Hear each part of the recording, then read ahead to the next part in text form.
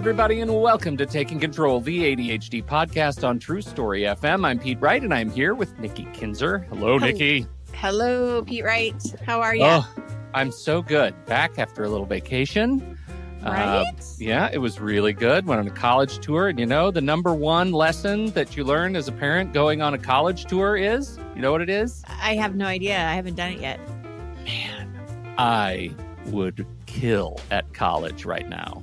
Would you? I would slay. I would be so good as a college Why do you say that? student. Because I have systems. I had no systems when I was a student. I'm sitting there watching my son thinking he has no systems without support. He's going to have to learn all the lessons I had to learn. Right. And it was amazing. It was amazing. And I was so interested in all the subjects and the classes and all the awesome stuff and resources and everything was great. And so it was really fun. And in fact, it was actually rejuvenating to hear that, the college enrollment is in these particular schools that we saw is up to the point where they're having to institute wait lists. Like, people are going to school. So lots of options, and that is exciting, even though school isn't for everybody, for sure. I live in a family where that is true. We're split, but it was really gratifying and rejuvenating to see so many resources that are available Absolutely. to support new students. So and you got that to was spend super some fun. time with your son. We played video games so hard. We're playing so many VR games. I feel like I came back with traumatic brain injury. We've got the VR and it's incredible. And we're really rolling with it. Everything I see now, I want to swipe or it's hard. You have to live in the real life now. I have to live in the life. real. That's for sure. Yeah. So we are talking about rolling with the punches today, how to give yourself compassion when the world knocks you sideways, and still part of our ongoing self-compassion series, which this kind of marks the end. We're going to wrap it up next week with a little review. And I know we've got, be on the lookout, because we've got some requests coming out for thoughts and comments. We want to do a little bit of a listener feedback conversation next week, right? Yes, absolutely. Yeah. Love to hear what people have taken away from our series. For sure. And judging from the live chat over the past 4 or 5 weeks, it has been well received, frankly. It's been it seems like we're hitting some notes that are shared by others. So please, we'd love to hear your thoughts and how you have been able to find ways to grant yourself self-compassion when the world knocks you sideways, based on the conversations we've been having. So that's number one. So that's what we're going to be talking about going forward. Before we dig into that, head over to TakeControlADHD.com to get to know us a little bit better. You can listen to the show right there on the website, or subscribe to the mailing list, and we will send you an email each time a new episode is released. You can join us on Facebook or Instagram or Pinterest at Take Control ADHD. But to really connect with us, head over to the ADHD Discord community. Super easy to jump into the general community chat channel. Just visit TakeControlADHD.com/Discord, and you will be whisked over to the general invitation and log in. And of course, if you're looking for a little bit more, and if this show has ever touched you or helped you to understand your relationship with ADHD in a new way, we invite you to support the show directly through Patreon. Patreon is listener-supported podcasting. With a few dollars a month, you can help guarantee that we continue to grow the show, add new features, and invest more heavily in our community. And put food on the table. This is our jobs. And it's really, really helpful when you pony up your $5 or $10 a month to join the community, join the live streams, chat along with us, and also know that we're able to continue doing this because of that support. It means a huge, huge thing to us that you are able to contribute as you can. You can learn more about that at patreon.com/the ADHD podcast, patreon.com/the ADHD podcast to learn more. We have another announcement. Yes, we do. So there is still 1 week left to sign up for GPS. And if you're not sure what GPS is, if this is the first time you've heard of it, GPS stands for Guided Planning Sessions. And this is a monthly membership program that guides you through the process of learning how to plan and schedule your day with confidence. Members meet every Monday and Thursday for a 1-hour guided planning session. And we are doing something new where we are actually expanding another meeting time. So we've got 2 different meeting times now. So now every Monday and Thursday, you can choose between the 2 different sessions. We have a 7 o'clock Pacific, 10 a.m. Eastern session, or we have a 9 a.m. Pacific, 12 p.m. Eastern session that you can choose from. And I will be available for 1 hour in between those sessions for open Q&A and be able to talk about your own specific systems, questions, discussion, whatever you guys want to do in that hour. So if you're tired of chronic lateness and forgetting appointments, head over to takecontroladhd.com/GPS to learn more and sign up. The deadline to enroll is April 28th. April 28th. That's coming right up. Yes. So come join us. Goodness. All right. Shall we give ourselves some compassion right now? Yes. Let's lean into it. Today, we are connecting self-compassion when you're in the middle of an RSD storm. But I think we need to start with a review of what RSD is. What is the emotional storm of ADHD? That's right. So it stands for Rejection Sensitive Dysphoria. It's often referred to as emotional dysregulation or hysteroid dysphoria. Hysteroid dysphoria.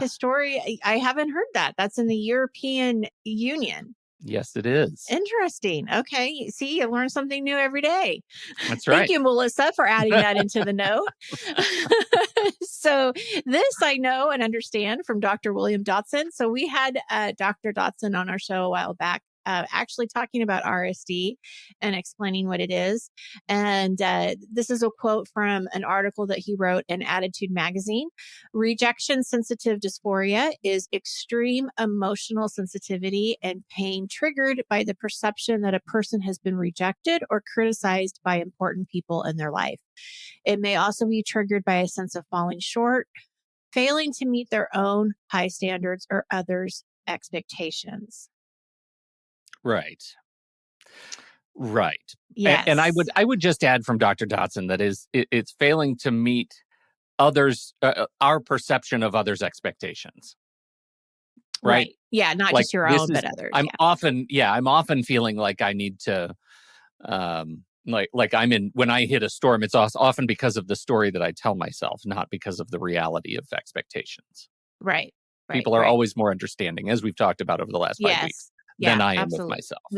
Yes, you're always going to be harder than on yourself for sure. Sure. And it's really almost 100% of people with ADHD experience RSD. Mm-hmm. And he goes on to say that it's neurological and genetic. It's not currently listed in the diagnostic criteria for ADHD. However, I do think that there is, when you talk about emotional dysregulation, it's very similar to that, right? Like, so they kind of go hand in hand. Dysphoria is Greek for difficult to bear. And so this is a really important, I think, point in understanding RSD is that it's difficult to bear. So it doesn't mean you're too sensitive or you're too emotional.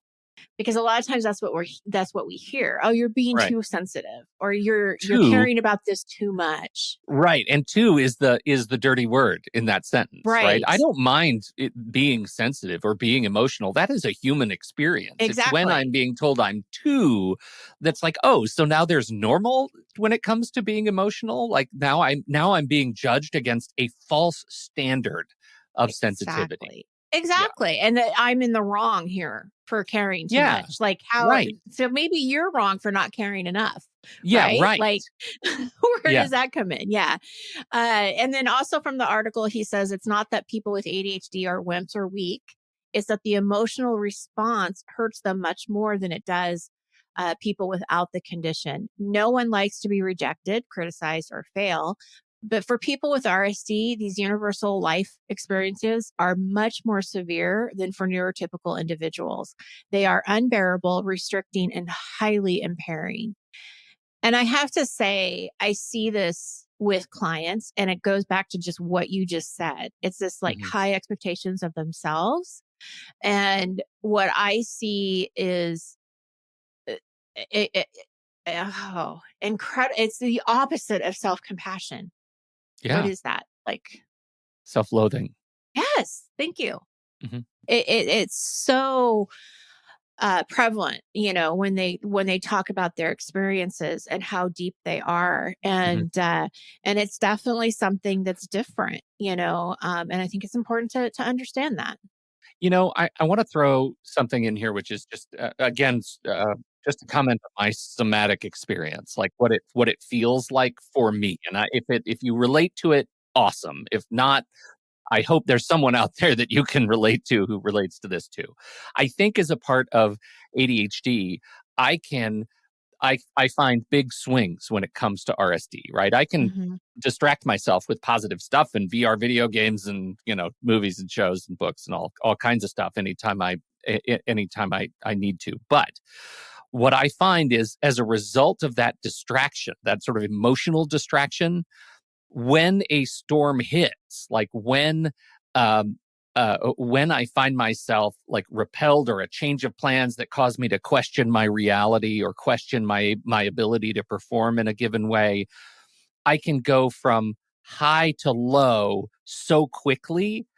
It it manifests as something else, as like, wondering if I'm bipolar, right? Like Hmm. it Hmm. hurts so much so fast. And that's the sort of dysregulation part of it, that I can go from feeling pretty good about the world to getting some news and realizing that I'm from another planet. I can't be Hmm. related to, and therefore I shouldn't be loved by anyone, and therefore my kids don't respect me, and therefore every time I look at my wife, she's wondering, why the hell am I married to you? Like, Mm. those swings are legit and terrifying. Yes. Absolutely terrifying. And so, like, to think about those triggers, like, that remind you, yes, everybody is thinking about these things that, we have definitions, we're putting words around these things, but the somatic experience feels like you are being physically abused, Hmm. right? Like, it Hmm. is gut-wrenching, curl up in fetal position kind of stuff. It can go to that level. And I think that's what people misunderstand who don't live with that. And maybe mine's manifested too by, my experience with anxiety. Like, maybe that's all kind of part and parcel, but that doesn't make it any less real. And Right. Right. so Well, okay. and I think what you're explaining here is highly impairing. Yeah. That's exactly what you just Yeah. explained is Because you is can how go that from, like, can. being Right. functional to being not functional, Right. right? Right. So Absolutely. fast. Yeah. Yeah. But Yeah. not a place you want to stay in. No. No, for sure. For sure. So it's important to understand it, put words around it, and then we got to also figure out how to not stay in it. And, Yes. and Yeah. and something that Melissa had said when she was doing the research here, and I think this is a really good point, is this definition and explanation feels freeing.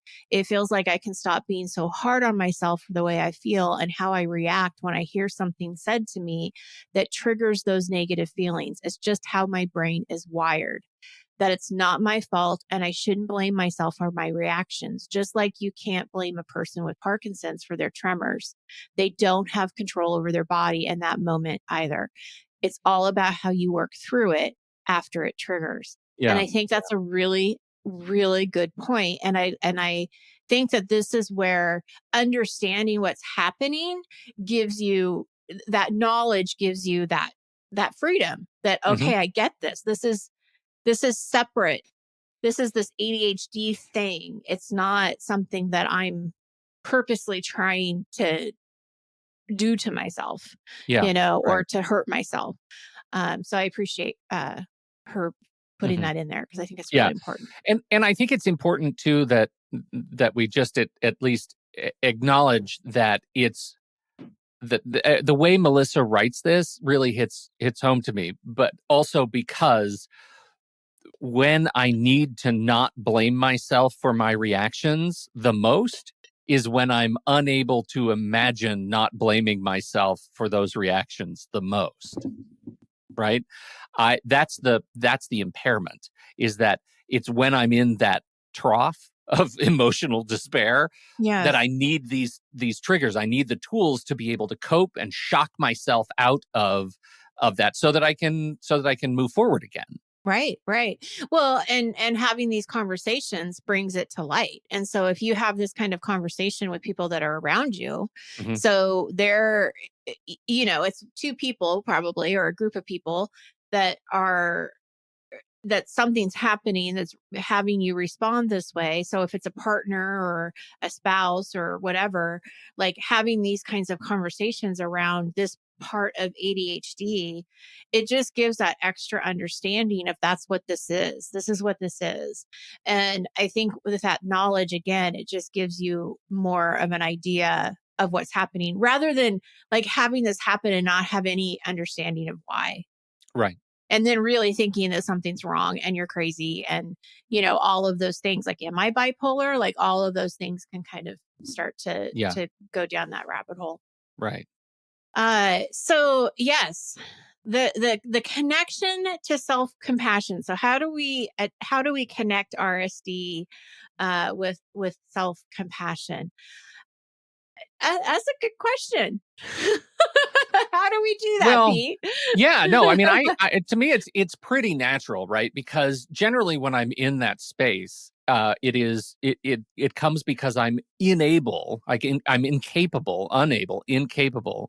of looking at myself as a whole person, Mm-hmm. right? Mm-hmm. And that is self-compassion, right? It's Mm-hmm. giving myself the grace to feel everything I'm feeling when I'm feeling it, and to be aware that it is a feeling that I'm feeling, to be aware Mm-hmm. that it's an experience that shall pass. But when I'm in it, it's hard to experience anything other than this is my whole world. This tiny piece of my lived experience is now my whole world. And I'm not going to be able to get out of it because there is no out of it. I'm in it, and that's all I get. That's Mm-hmm. all that it is. So for me, it's this idea of being able to stop and say, hold on, this is just a piece. I am able to identify what this piece is and know that on the other side of it, there is love and compassion and grace and patience and understanding.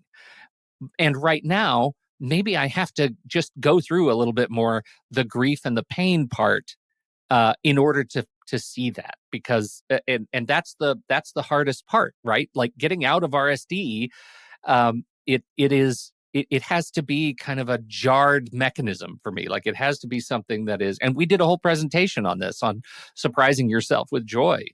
Right, right. These are some of the very similar tools, right, to be able to stop and remind yourself. One of the things that we did at this is another Melissa suggestion on our team, right? Stuff that people can't see in our Discord server. We have this high praise channel, Mm-hmm. and it is for like when you members of the community say something nice about something we did, when we're not feeling good, we post it there and we can share those comments because that stuff matters, Yeah, right? it That does. stuff matters. And I didn't know how much it mattered until I started reading it and realizing that there is, in fact, another side to this wall of emotion that I'm experiencing right Mm-hmm. now. And Mm-hmm. that is somebody got something out of something we did, Right, right? right. And that is huge. That is huge. Just Absolutely. like I get something out of every time I go into Discord and I read a post of somebody who's solved another problem, and I get to learn something from how they've Mm-hmm. done this, whether it's I found a great office chair to, Mm-hmm. I've solved a level on a video game, to I found some new music that I just love to work to I now understand myself a little bit better and how to get through an emotional storm.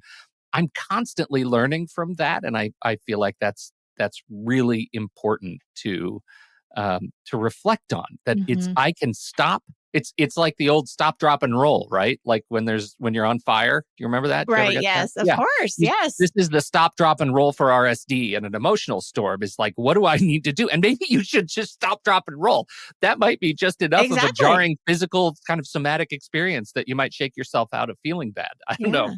Yeah, absolutely. Anyway. Well, and I think that there's the connection that I want to highlight is the negative self-talk. It's the conversation that you're having inside of your head. So we know that this self-talk can be a symptom after an RSD episode. So something happens and you have negative self-talk. And I think, one of the things that is a really easy example to share is if you have a conversation with your boss and you walk out of that conversation feeling like you're going to get fired. And so now we're in this RSD episode and you're talking to yourself, right? So you're talking about how awful this is. So this is just making the RSD worse because RSD can be caused by your negative self-talk promoted by a real or perceived failure. And that's the thing is that is it real or is it perceived? What is truth? What is not? Like it's really hard to dissect all of that when you're feeling that bad. Right. So we have to, I think when you say stop and drop and roll, we have to really stop that inner dialogue that is hurting us because it's just making it worse. And so that's just the only thing I would add to that. Yeah. Actually, I have more to add. Who am I kidding? I have more to add. You right. The other thing I have to add is identifying what happens to you when you start to feel that RSD coming on.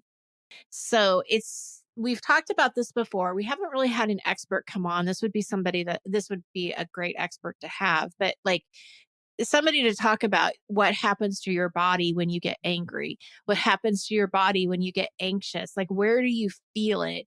Does your face start getting red? Does your throat start tightening? Does your stomach start tightening? Because your body is sending you messages before you even really understand what's happening. Right. And so if we can start really leaning into that too, and can see that, okay, I'm starting to get really upset here, then it's that stop. Okay. Noticing that this is what's happening. And then the dropping and rolling is like rolling away from the situation. I need to walk away right now. I'm too upset to talk about this. I need to breathe. And this comes back to like James Ochoa's breathing techniques is stopping that negative pattern. I need to take time for myself and be able to walk away.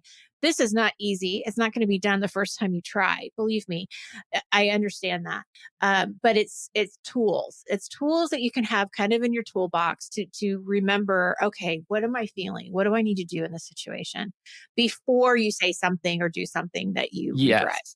And it is, we'll say it again, it's a practice, right? Right. And that I think is the important thing. Like we talked about the high praise channel. I feel like that is important to make a habit to look at all the time, like every day. If you're going to do something like we talked about the joy jar a long time, if you're going to create something like that, make it a practice to look at it when you are both happy and when you're sad. Because if you only look at it when you're sad, you'll forget to look at it when you're sad, right? Yeah, it has to be a part of your ingrained behavior in order to be of use. Like you have to contribute to it and get from it when it is useful. And so that's important. I want to throw out an addition. This is from Eva Karen in our chat room. And remember, if you are a member of the ADHD community at the deluxe level better, you can join in and chat along with the show live. And this is, I think, a really, really great contribution. She says, I have a colleague who uses stop, drop, and roll in this way. Stop, literally shut your mouth. Drop into your breathing. And roll into the truth of a relationship. And that is credited to Julie Alvarado. I really like that as much as I also really like the idea of just stopping and rolling around on the floor. Right. Right.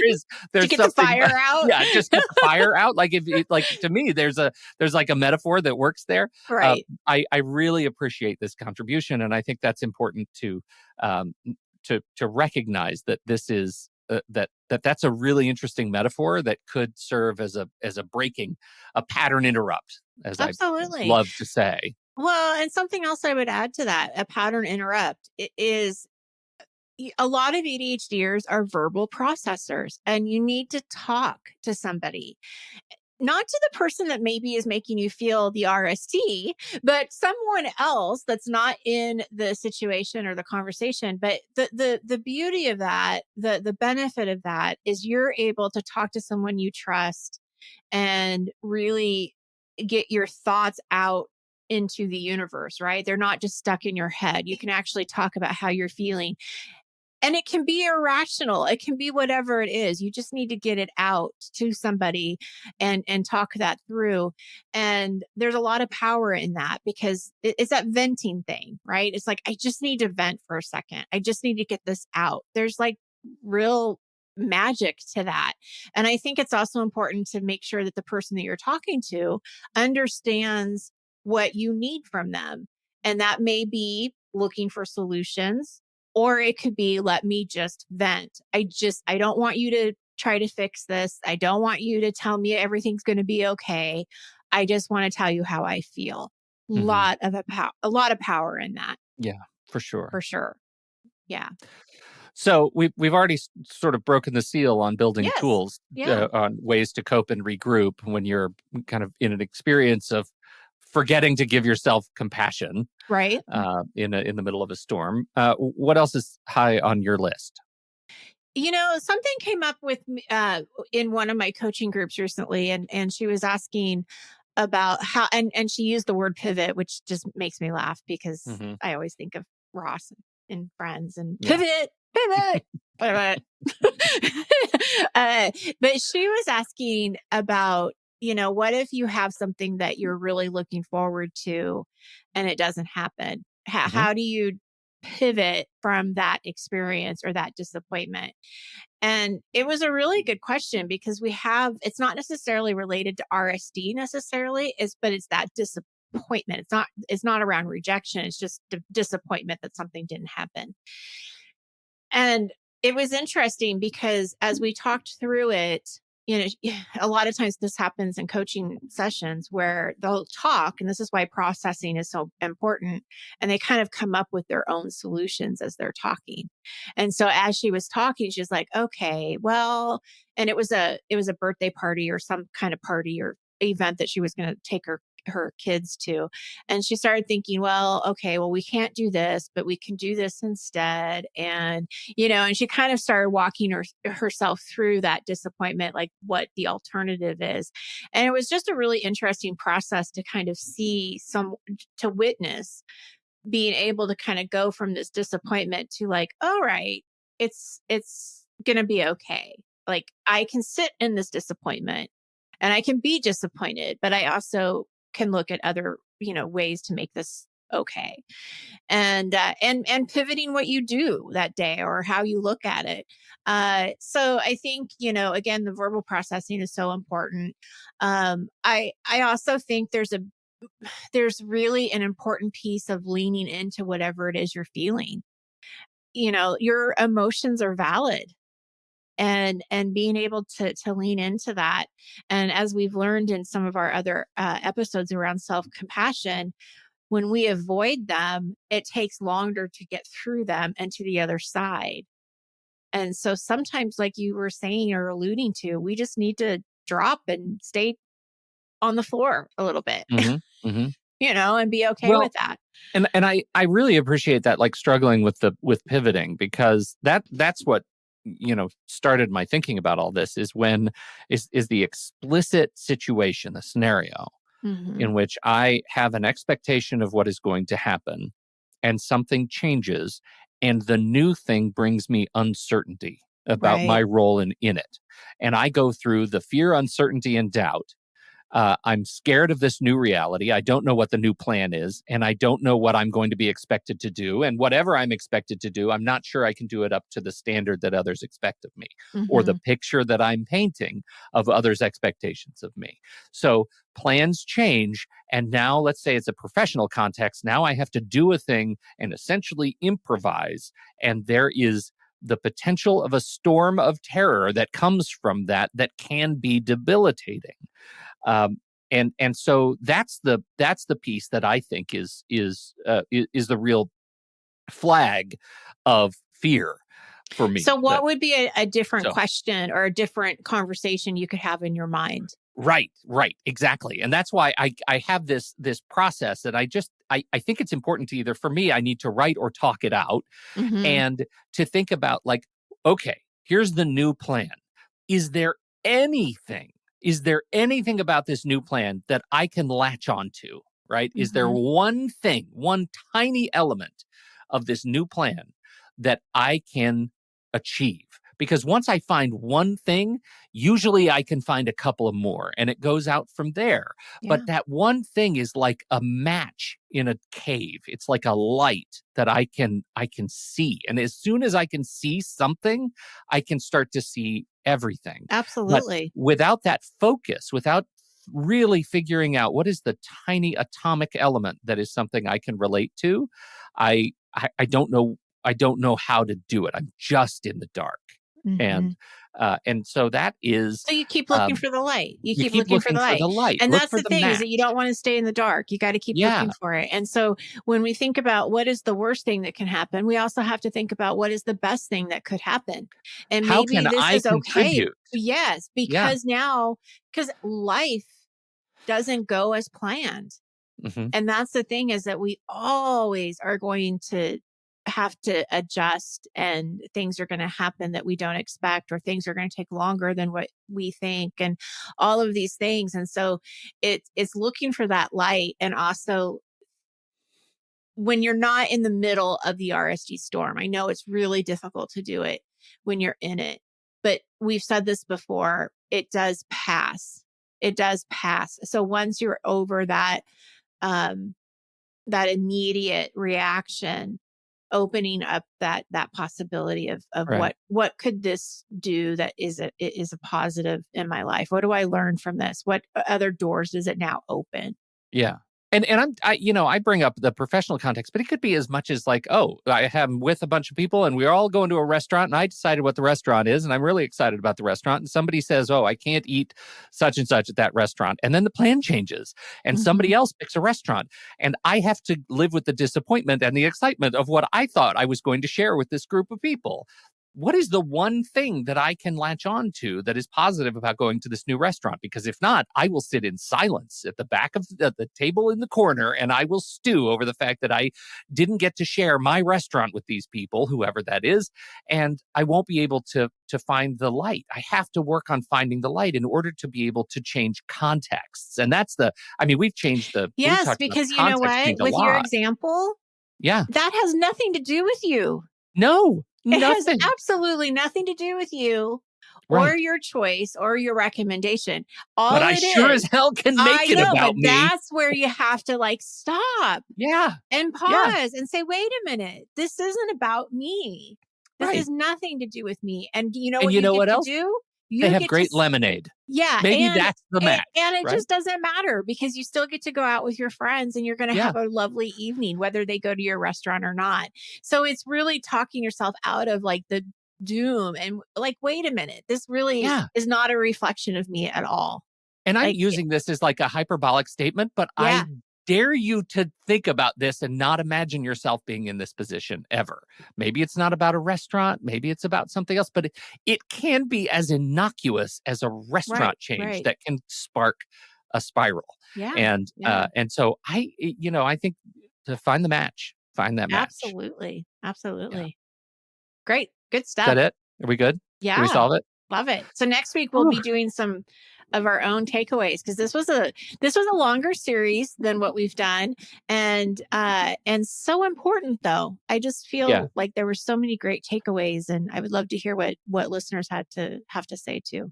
Yeah, and I feel like this is the challenge of this particular series, because it is deeply personally important to me, and I feel like I'm not done. I know we're going to come back to relating to this now that we've peeled the onion just a little bit. So I'm going to plug GPS again, because You just reminded me of something. We're not done.